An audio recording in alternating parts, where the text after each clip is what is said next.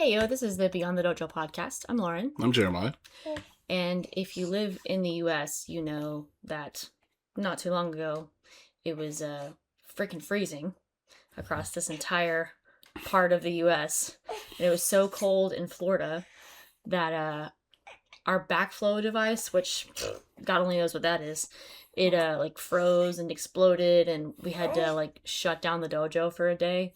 Yeah. Jeremiah was out of town in California, like one of the only warm places in the United States. And he got a text from the owner of the company that manages our backflow devices to tell us, hey, there's no water. And I was like, okay, well, we can probably still have karate classes on Monday, as long as everybody goes potty before they get there. No. You got 4 and 5 year olds and 6 and 8 year olds. That was definitely a big no. Yeah, I think maybe I'm not used to how often little kids have to go to the bathroom just like randomly, because our now 3-year-old is like almost potty trained, and so that's still not part of our vernacular yet. Yeah. Constant potty trips. Well, it's the whole idea, right? You tell them they can't, and that's probably the thing they have to do. Yeah. That's what one of the moms said. She's like, the one day that they won't be able to go to the bathroom is going to be the day that everybody has to go pee. Yeah. And Jeremiah's like, I really don't want to have to clean pee up off the floor. Exactly. And we have done that before, by the way.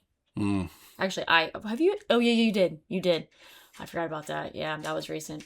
Yeah, and I've cleaned all of it off the floor at some point. So one of the joys of being a dojo owner is, yes, you do have to also be the janitor sometimes. Mid-class. All the time. Yeah, all the time.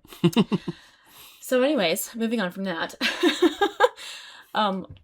Originally, I didn't really intend to do a podcast episode talking about like second pregnancy, because I already did that after my first pregnancy. And if you watch that episode, you might be like, what? Because my brain was so like fried that it was just difficult to even formulate what I was trying to say. Like after we filmed that episode, I was like, I don't think I even said half of what I wanted to say, because my brain just like wasn't working. If you've been a mom, you know exactly what I'm talking about, because like not sleeping and half your brain is actually shrunk, I think, whenever you're pregnant. And yeah, anyway, I just couldn't even form a cohesive thought. So maybe this time it'll be a little bit more cohesive. Probably not. Yeah, we'll see. Well, what I really want to talk about, though, was not just necessarily pregnancy, but like being a mom and a karateka, but I think also being parents and having kids and still trying to train karate, because Jeremiah is as much of a part of this, well, almost as much of a part of this as I am, like pretty close, other than actually, being the pregnant one. Yeah, basically. Yeah, you didn't do that part. Yeah. But, I think after we filmed that episode, that was probably within the first few months after our first daughter was born. And it's a big transition period. Going from being a super active, not just member of the dojo, but especially in this case, sensei, and being involved in every class and, trying to in some way contribute to most classes, to not, first of all, maternity leave, not being able to do anything at all. That was really tough. And Jeremiah got on to me all the time. Yeah. Pretty much. That first maternity leave. Yeah. Not really effective, though. What, getting on to me? Yeah, it didn't really stop you from doing anything. It's kind of pointless. Mentally, it was just still tough. It was just it was like a mental and emotional struggle to have to disconnect in that way the first go round.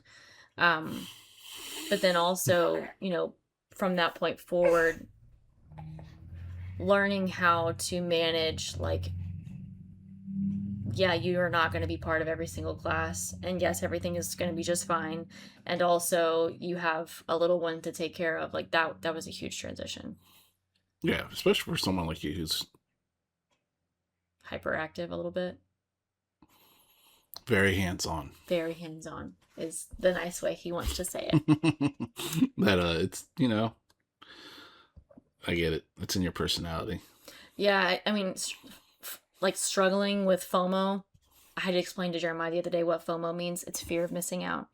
Yeah, I'm pretty sure, but not everybody knows that. Okay, well, you all like it's like in your mind, like if you're not involved, you feel like you're gonna miss something that's like fun or exciting or pivotal, and so you have a really hard time like disconnecting and being like, hey, if I miss something, it's gonna be okay. That was the time period that I learned how to sit with the negative emotions. But that first year, you know, you have a time period where you can't train because your body has to recover, and so getting back into training after that, you know, you do have to kind of rebuild some athleticism, but then also like when the baby would cry, I would have to get her, you know, and that's kind of how it was at first. Was like, yeah, what am I gonna do? I know it's like, you know, she definitely don't want nothing. Oh God.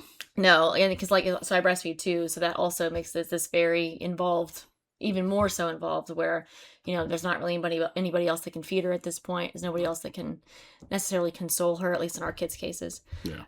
So I would like I would put her in the corner in the dojo, and I would either like lay her on a thick blanket or like in a bouncer, or we even moved her pack and play in there at one point, and I would try to train, and it would get a little frustrating because I would try to start training and then she would start crying. So I'd have to stop. I had to go check on her, come back, try to train again. And it was kind of back and forth, back and forth, back and forth. Eventually, I just learned to accept that that was part of it. But that first year, you know, it was just learning how to do that. But at the same time, you know, she had a bedtime and would cry at a certain time of the night. We're relearning this with our second one now. It's like the whole witching hour. 6 o'clock. 6 o'clock, right? Yeah. Isn't that your favorite time? But, you know, I would help with the first couple hours of classes and then I would just leave. Yeah. And so I wasn't really involved with our teens and adults, with our advanced students. I was like completely disconnected from that group of people. I think though, do you have anything to add to that first year? I don't know if you remember anything, you know, significant. It was a transition fear for both of us, but yeah, this is you getting your stuff out. It's not really about me. You know, for me, it's just I just took on more responsibility because that's how I could support. You know, right. You know, I think the fear for me is like knowing and hearing about other karate couples, and when children come around, sometimes like the mother ends up not training at all, never coming back. So I wanted to tell this story. So after our first was a year old, we were at a seminar. You know, the first time we went to this seminar after she was born, I couldn't participate because I wasn't even 6 weeks postpartum. Yeah. The second year, I participated, and one of the prominent members of the dojo, we had never met his wife, and we were out to dinner on the Saturday night of the seminar, and you know, we met his wife, and I think I had asked how they met, and it was at the dojo, and I was like, "Oh, you train?" She was like, "Well, no, not anymore." You know, she was like she was not Yondan. She was pretty high level, I think, decently high level. I thought she was like Shodan on it. She may have been Shodan. Yeah. But you know, for just a down home, you know, whatever. But you know, I asked her, I'm like, well, why did you stop training? And she's like, well, I had kids. I'm like, so? I was like, why didn't you take turns or trade off, like to have them with you at the dojo? And she's like, you don't understand. And she's sitting right next to her husband. She's like, he wouldn't do it. He wouldn't watch the kids. He wouldn't let me train. He wouldn't give me my time. I had to be the one responsible for the kids. I had to take care of them. I had to be the one there at all times because he wouldn't do it. She said right in front of him. And he's just like, yeah. And it was very hard to hear. So that's that. You see Lauren training, that's because I'm a superhero. Yes. Just saying. Yes. I was so deeply affected by talking to this woman. Yeah. When we came home from that seminar, I was like in tears. I'm like, I don't want to be her. Yeah. Yeah, but I'm definitely not him, so it makes the biggest difference, right? Yeah. Like your partner, well, you gotta understand they're significantly older than us, in a time Yeah. that was completely different, and Yes. it was normal to be like that, for the husband to kind of be that way. Nowadays, that's just ridiculous, right? For a man to be like, this is how it's going to be, and you're just going to accept it. Yeah, but I don't know that it's necessarily uncommon still. I think Yeah. it's less common. Yeah, but... it's less common, but at the same time, you know, if in your case it would have never happened because you're so headstrong. Yeah, I might You'd have been been like, a little bit. you'd be like, I'd be damned. But I did have a conversation with Jeremiah. I'm like, look, I don't know what to do because I don't want to be her, and I feel, you feel kind of. I don't want to say this to sound negative. Like, having kids is a positive thing. Let me make sure that's very clear. Even though I'm struggling with this one right now, because she won't stop fidgeting. Yeah. But you feel trapped. Like, especially as an athlete, as somebody who wants to continue to be active, and you are being depended upon by a little baby, you do feel sort of trapped. And I just expressed that to Jeremiah, and he's like, look, well, let's figure out a way to make this work. She's over a year old now. You're not breastfeeding anymore. Let's take turns. So what we did is it would be my night one night and his night the next time. So it was back and forth. And we did that for quite a while. Yeah. Where one of us would take her home and get her down for bed, feed her dinner, all that kind of stuff. Yeah. And the other one would get to stay and train. And then the next week, it would kind of be the opposite schedule. It was schedule. just every other day we'd switch, right? And right. Every other training night. So it's like 3 nights a week. So, one week it would be Monday me and Thursday me, and then him on Tuesday, as far as late nights go. And then the next week it would be the opposite. And we made that work, I think pretty well. Yeah, it works. Yeah. It's still, like, it did get to the point where it was still there's still difficulty, and like basically, so our training nights were basically Monday night. So that does mean that both of us get half the amount of time to train. Yeah, but then you get creative, like when to train. You make time for that. I think that's with anything. If you have a career that you're super active in and it takes a lot of your time, you just make time for it, right? Right. If you're passionate about something, that's just what you do. Yeah. So. Yeah. For me, it was easy to get up in the mornings. So I would just get up. I'd normally wake up 4:30 anyways. So I just get up and go to the dojo, and I'd get my training in. That at that time, everybody's asleep. Yeah. So it wasn't taking away from my responsibilities. I just found time that worked for me. Right. Yeah. So it. And like, I mean, I don't know. That's sometimes for me, there's always this idea that when there is some sacrifice for beautiful blessings. Yeah. Yeah. There always is. So to me, it's just a matter of like, how much of a sacrifice is it really? Yeah. Right. How do you look at that, and how do you create it? And I just really don't see it as a sacrifice. It's a transition and a change. It's a transition. It's a change. And once you get there, I mean, let's be real. Once you adapt, it's no big deal at all. Well, I don't know about that. That's not necessarily a big deal. It is a big deal, but you learn, like you said, being creative. Yeah. To get in training time. Like, I used to get a second day of training in one of the classes that you would teach, and now I can't do that because I couldn't, or at the time I couldn't do that. Now I definitely can't, but I wasn't able to do that with a little one as young as she was. But what was I going to say? I don't know. Brain fart. It's almost like you just had a kid. Yeah, I know. But basically what I was going to get at was one of the things I learned, one of the best things about becoming a parent with anything, with karate training, with a business owner, any of that stuff, is you learn to prioritize. So whatever is important, you will do. And the rest of the fat gets cut. Yeah. So, kind of fiddle farting around and not being able to get things done. Jeremiah's concerned that the cat's fixing to knock the camera off. She's fine. But like learning how to squeeze in time here and there, and also being willing to accept like any little bit is still progress.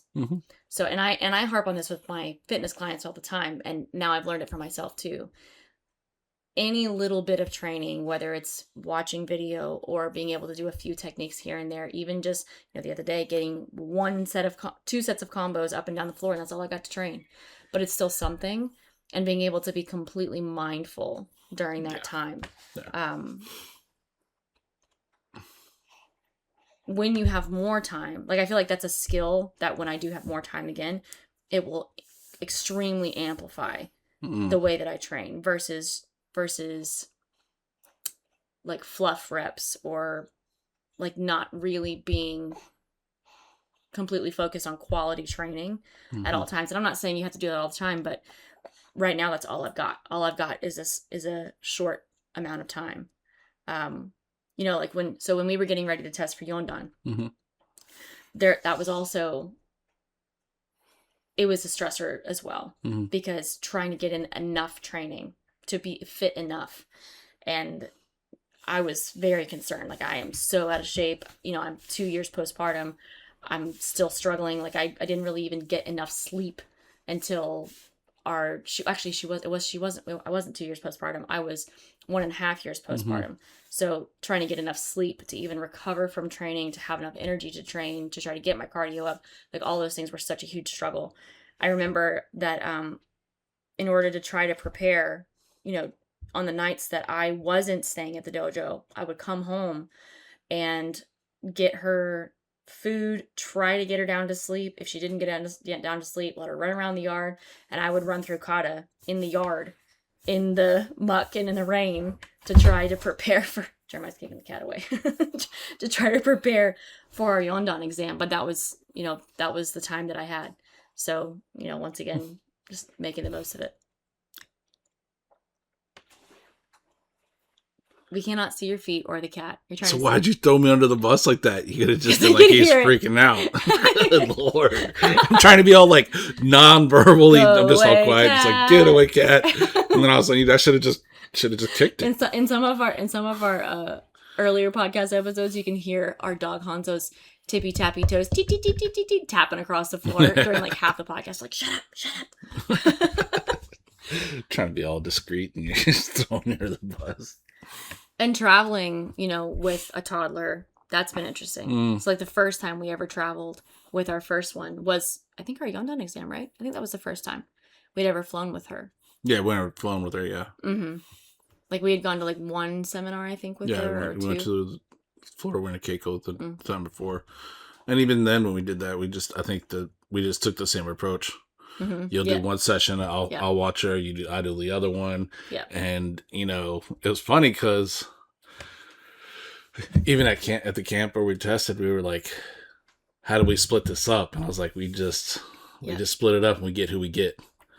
You know, because we both wanted to train with Steve every time he taught. Oh, at the summer camp. Yeah, and it was like, it's not going to happen. Yeah, we just had to kind of make it work. Just had to make it work, and, you know, it worked out.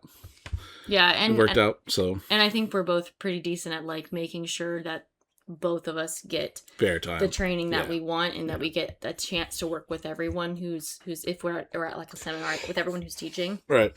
If there's more than one instructor, you know, and sometimes it's a year-to-year thing rather than necessarily the same camp. Yeah. But I think we do a pretty decent job at that. Yeah, because I think the Yondan camp, you had more opportunity. I don't remember. And the following camp, or the camp before, I can't remember if I got the opportunity first and then you got the second time. Yeah. Either way, it worked out. Even on our Yondan exam, one of us was in there testing, and the other one was out the door looking through the windows at the other one. So, like, I'm sitting there holding our first child, so she's 18 months, and trying to get her to sleep and keep her calm, and I'm watching Jeremiah, not Kiai, and what was that? Jin? No, Chinte. No, I did Chinte. You did Jin. Is that right? No. What was the second kata they asked you to do? Oh my god. You did Nija Shiho and then Jin, right? No, it's not Jin. Jite? Jite. Okay. Jite. Like behind the glass, like, why? Why? I'm just like, and you can't hear me because I'm outside the door. I couldn't hear you if we were inside. I know. But that was fun. Yeah. Brain farts. Yeah. But hardcore. Then, so that was 2024. So then the beginning of 2025 is when I got pregnant with our second one. Mm-hmm. And, you know, this time around, I more so knew what to expect. Every pregnancy is different, just, you know, for those of you who are going to get pregnant. But the nausea, because I knew, like, how to handle it, like in theory, and I knew it was coming. I don't think it was as bad. So it didn't really cut into my training as badly. Like my first pregnancy, that whole first trimester, training was like almost impossible. It was hard to work. It was difficult to do everything. Like I would just like train 1 hour of clients and I would just lay there in our gym area, just lay on the floor for like an hour and a half trying to get the nausea to go away. So training was not that great. But the second time around, I knew to like be disciplined and stuff myself with food and eat food in the middle of the night to try to keep the extreme hunger and nausea at bay. But the second time around, one of the difficulties was because we were already in the back and forth, like one person trains 1 week, one person trains the next week. You can lose a lot of when you're already kind of deteriorating because you're pregnant and then you're not training as frequently. It's even harder to keep up with. So this pregnancy, the first time I didn't really strength train like the whole time. Like I kind of sort of did. And then I did like a kind of like birth prep Pilates program toward the end. But then I was still able to train up until like, I think 2 or 3 weeks before I gave birth. Hello. But then this pregnancy, I really wasn't able to train as much. I felt heavier. My belly was bigger earlier. Things weren't as coordinated. I was afraid I was going to hurt myself, to be honest with you. And normally I wouldn't say like, I would never advise someone, oh no, you should definitely stop training. But I just felt like I couldn't do it safely. And then also have the stress of like having a kid. It was just difficult. But I was able to strength train almost the whole time. Yeah. The only reason I stopped is because I thought I was on the brink of going into labor. And I didn't want to be sore trying to give birth. Yeah. So, yeah. Yeah, I'd say that when you quit training karate consistently, I kind of did the same thing. I don't know why. I don't know if it was just burnout or what, but it was. Sometimes you need a break. I need a little bit of a break, and I took that. It felt like 3 months. Yeah, the last 3 months. Yeah. Well, probably the last 2 months, I think, of my pregnancy, and then the month first afterwards. I think too, though. I mean, we've talked about this in a lot of podcasts. Like, you can lose motivation or just not even know what to train after a while. Yeah. And having a person who's on the same path as you, who can kind of like give you a nudge here and there, and like we kind of do that back and forth. Right. Not being able to do that is difficult. Yeah. So like when one of us, is having a harder time and not training, it's harder for the other one, I think, to be motivated to like push through. Yeah. At least that's been our prior experience. So yeah, I think the only blessing was I just, instead of stopping completely, I just turned into like weight training instead of karate. Mm-hmm. So yeah, I didn't lose any strength or anything like that. It's just Well, I honestly felt like, I mean, and this kind of correlates. Being pregnant and then giving birth the first time is a little bit of a break, and then coming back. There was some training that I had to do while pregnant the first time. Like if you are trying to maintain your bodily health at all, like there's a lot of stress on your abdominals, on your entire core region, pelvic floor. So if you learn to train those muscles, which are usually not trained by like anyone, you're able to maintain some level of fitness and be able to get back to training sooner and prevent like health problems, prolapse, things like that. And so I trained a lot of that my first pregnancy and then even afterwards. And I felt like it actually gave me a huge advantage. Not saying that I'm like some kind of a super coordinated karate expert or anything, but having some knowledge of how some of that deeper musculature works and coordinates with karate movement, I feel like it made a huge difference in the way I performed. It made a huge difference. And like the kata that I tested for Yondan was chinte.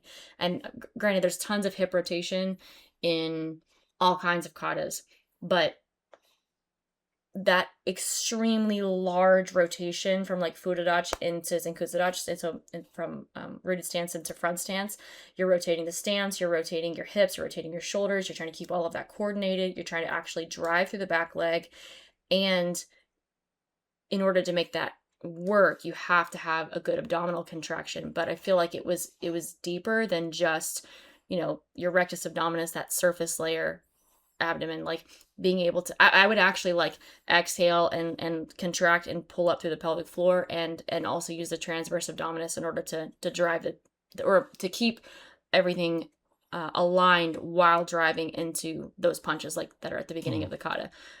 So that was actually super advantageous. And it's crazy too, doing that first pregnancy, I didn't do that exact training the second pregnancy, but that coordination as far as using those muscles was still there.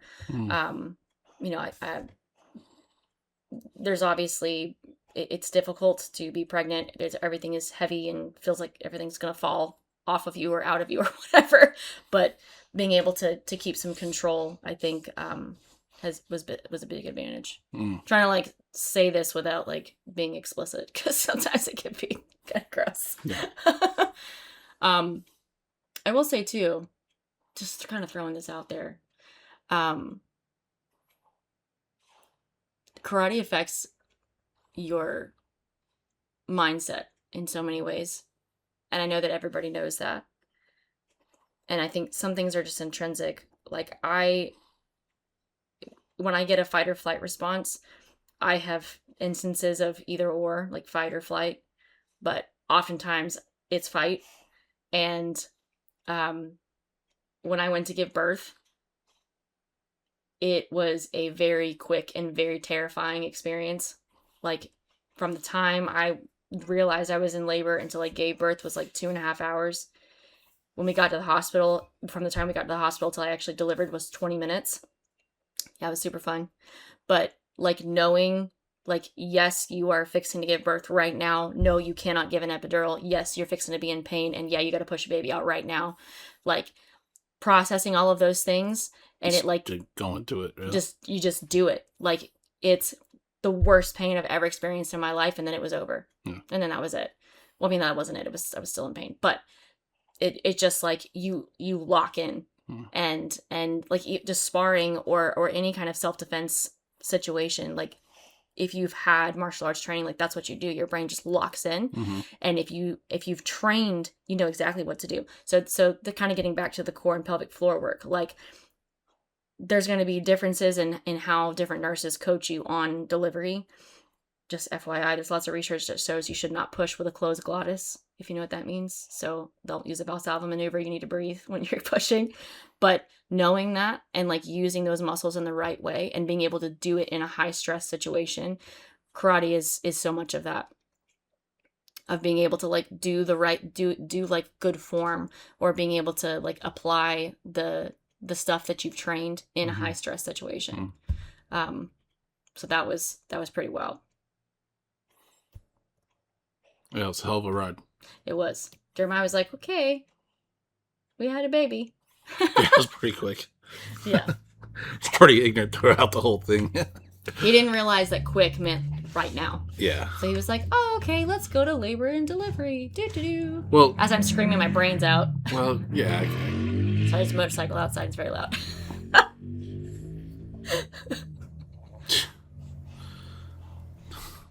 How do you know you live in the country without saying you live in the country?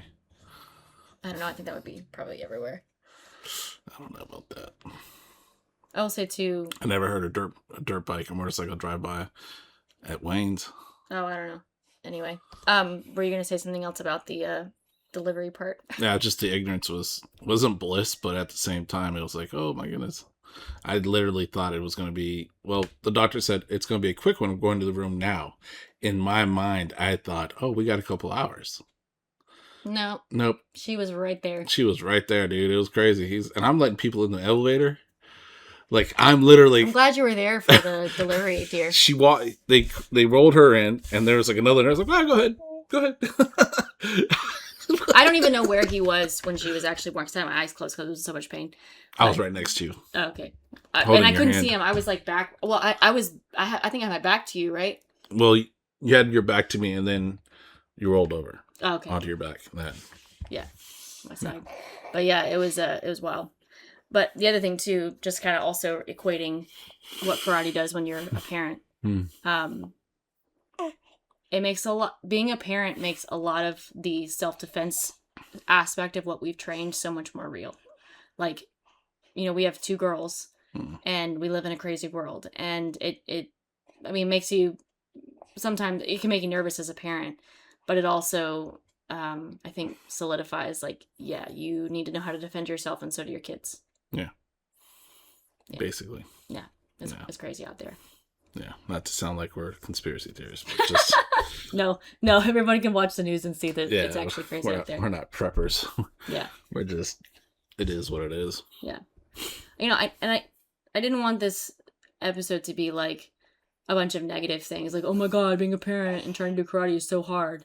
It is hard, but I would definitely not change it. Yeah. And like, I know that these are just going to be a few years. I mean, it feels like forever when you're in the middle of it, and and you're like, well, I really want to train, and you really can't train. Yeah. Well, we made the mistake of like, we were almost out of that phase where we could have been like, it wouldn't have been so hard for her to sit in class while we trained. Mm-hmm. And they're like, yeah, let's have another one. That wasn't a mistake. That wasn't a mistake. I'm not saying the child was a mistake. I'm saying the timing was off a little bit. Oh, no, it's fine. Because if they're squished together, it's like, pew, all in one fell swoop. But it's a lot of fun. Everybody loves seeing our kids with us, and they do like seeing us like swap out and be super parents, I guess. But I know that not everyone has that opportunity. Like the lady that sat across from me at that dinner, you know, her husband continued to train and he didn't support her, and so I'm so grateful for Jeremiah, because this is what brought us together. And it, you know, not saying he couldn't do karate without me, not saying that, but it's a lot more fun to have someone doing it alongside you. So even if you both, I don't know, don't have as much time on the floor or have to slow down a little bit, you know, the working together, I think, is so much more fun than one person getting to enjoy all of the time and the other person, you know, having to step away due to having kids. Basically, right? Yeah. Yeah. We made the better choice. Yeah, for sure. Yeah. Cool. So what you working on? I just got back from San Diego. Mm-hmm. And what's been on my mind is like,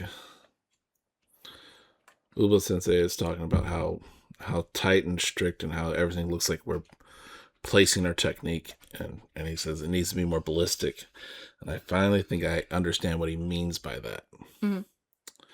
So that's what I'm trying to do, is to loosen up, to be a little bit more fluid, maintain the correct principles, but just be more fluid in the action. Okay. I know that sounds vague, but that's the best way I could describe it. Yeah. What you working on? I've been trying to consistently every morning. Well, I can't do every morning because I'm back at work now. But most mornings of the week, I'll usually like drink my coffee and I try to watch at least one karate or martial arts video, just to like have that time carved out in my schedule that I'm doing that.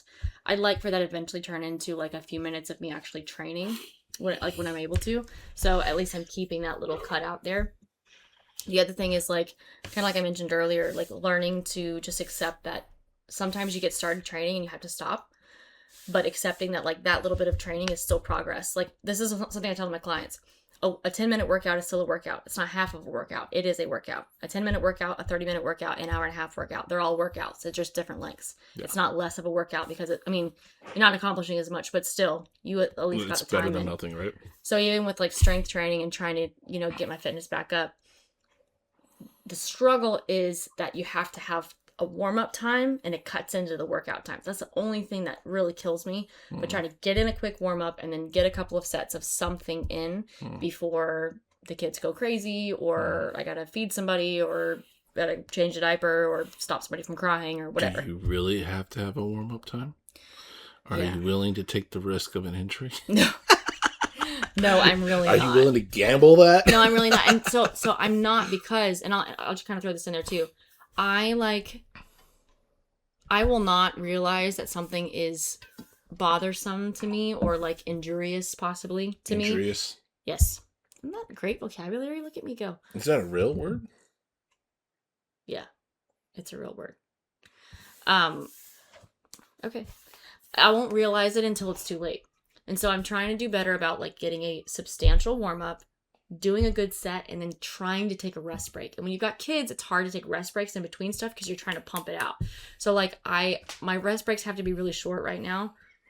I do a super small number of repetitions. So I like a lot of Luca Hosovar's stuff if you're familiar with him. But like, between 3 and maybe 8 reps of something usually. Moderate weight because I don't have as much time to rest in between. Eventually that weight will get back up and I get more did you find the word? Huh? Did you find the word in the dictionary over there? Mm. Okay, it's a real word.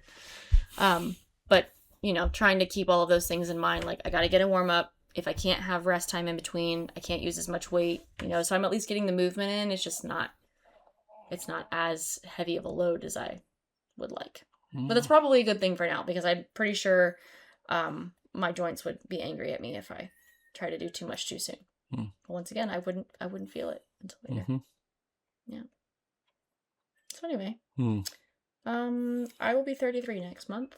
So there's that too. I'm an old lady. I'm just saying I gotta, watch these joints, watch my back. Oh, that kind of thing. All right. Well, this was fun. Have a glorious day. Hopefully this was useful to someone. If you're not a female, it could still be useful to you. Yeah, it could be the lesson that you could be. You could help some lady. If you're not a female and you listen to this podcast, the lesson you learned is don't be a jerk and let your wife train. You could do that, and also if it's not, your spouse, but you just want to be a homie, you just want to be somebody's friend, like help watch their kid while they train. Yeah, don't do that. It's weird. Why? You could be a chick watching some other chick's kid while they train. I am not that kind of parent. I don't feel comfortable like He's random. Not helpful.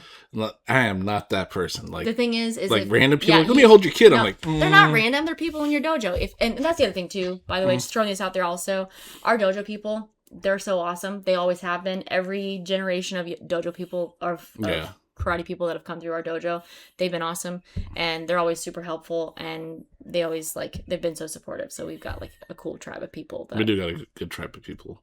Honestly, if I asked some of those parents to watch my kid, they probably would. I'm not going to make them do that. But yeah, I don't feel comfortable doing that. It's not because I don't trust them. It's just I just don't feel comfortable. With our older child, it's fine. She'll go and play with other little kids, and they'll watch her and okay, but whatever. Yeah. Just don't let her kill playing herself. Together. It's a whole different thing. But a baby. Not our 2-month-old. Yeah. Oh, she's 2 months today. I forgot about that. Gotta take a 2-month picture. All right. Thanks for tracking with us, I guess. Yeah, kind of. Bye. Bye.